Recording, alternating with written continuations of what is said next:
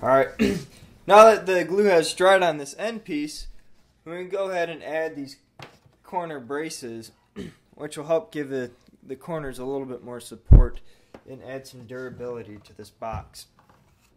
And so to start, we'll just flip it up on its side, and here we will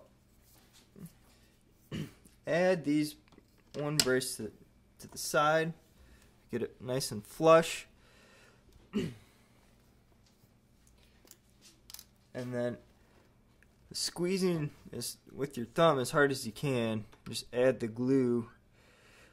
It's kind of hard, it's really hard to get a clamp in here just given the angle of these, so you really need to just hold this piece in as the adhesive sets.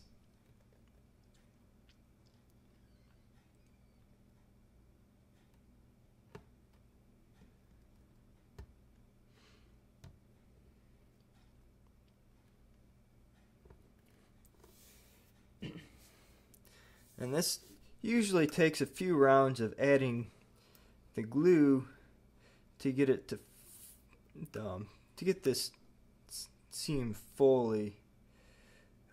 It usually takes a few rounds of adding the glue to get this a real nice seam and a real nice bond between the sides of the chamber and this corner brace. And sometimes for larger gaps, these triangular pieces are not always perfectly square. You can add some thin pieces of acrylic that you may have left over from scraps when cutting the pieces for the box, and that will help to provide something for the glue to bond to in where there are those gaps.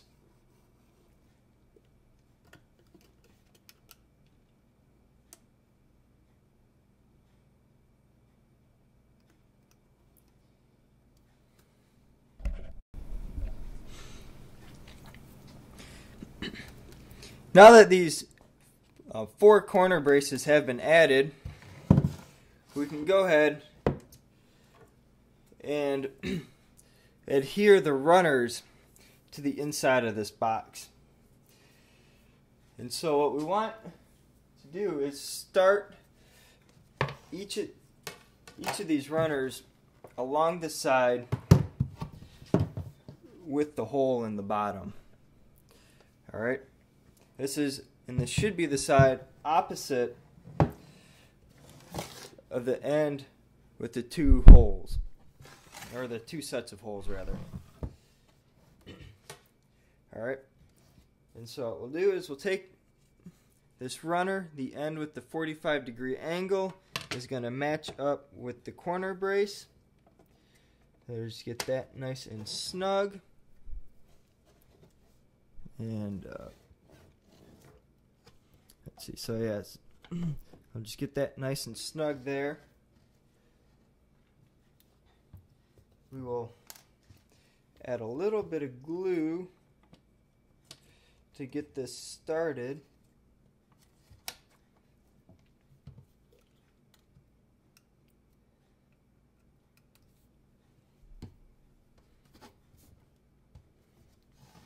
Alright, and then this is where the turnbuckles come in.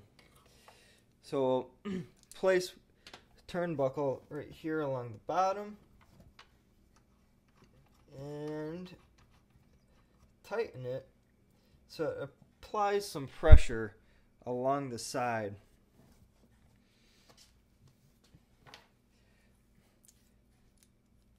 And now we'll go ahead, add a little bit more glue and work our way along this runner towards the end of the box, adding additional turnbuckles as we proceed.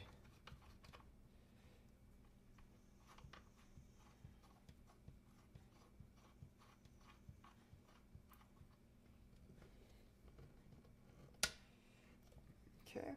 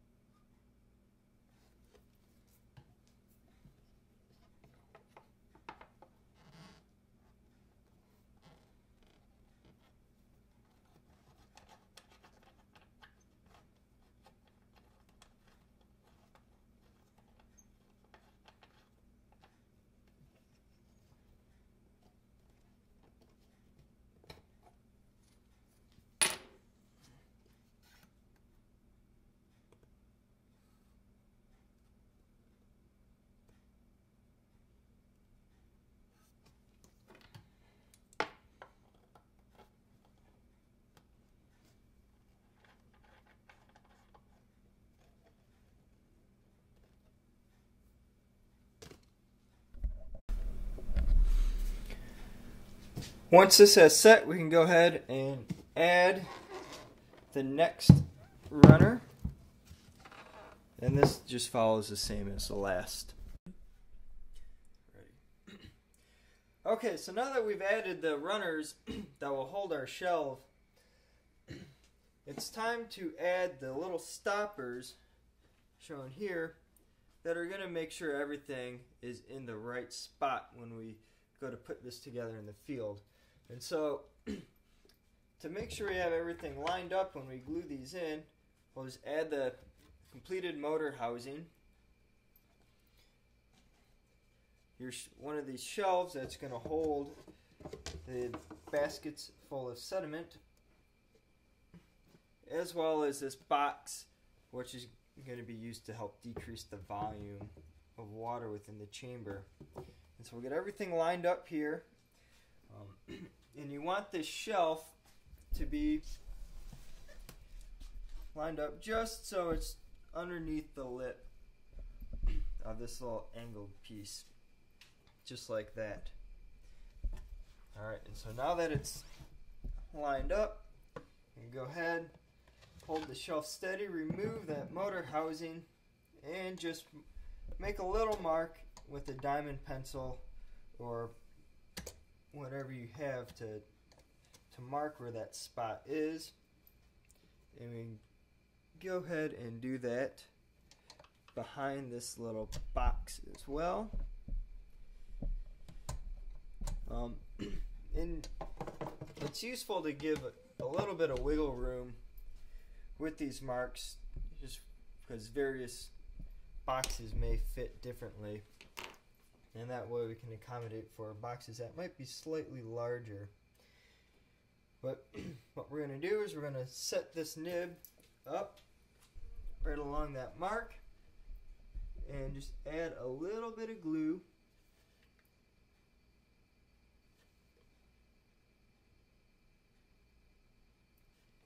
Alright, and just push down lightly so that it bonds.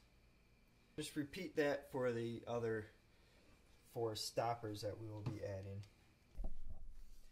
Alright, so now that we have the 4 little stoppers in here, we're going to go ahead and add these little rectangular pieces, which are going to hold this box in place, or at least keep it from floating up to the top of the chamber while we're running an experiment.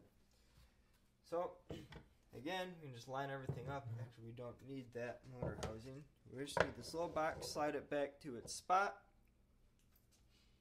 and we take one of these little rectangular stoppers, set it on top of the box like so we know we have the right height, and then gently add a clamp to it and pull it off the box a couple of millimeters, just enough so that we can slide the box in and out easily and not have to worry about it floating up too much. And so once that has been added, you go ahead, add a touch of glue, let that sit for a while, and once that's dry we can go ahead and work on the next side.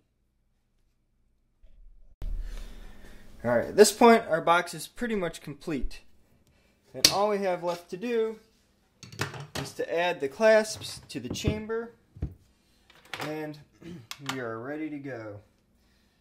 So we'll just add to that some screws, and these holes have been drilled and tapped to accommodate a 440 screw. We'll just go ahead and cinch that in there.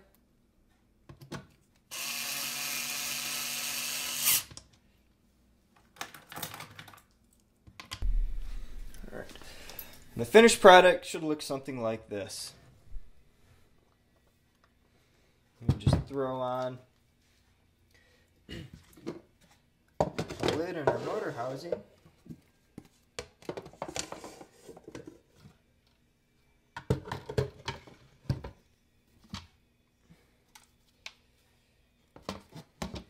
and we are ready to start conducting some experiments.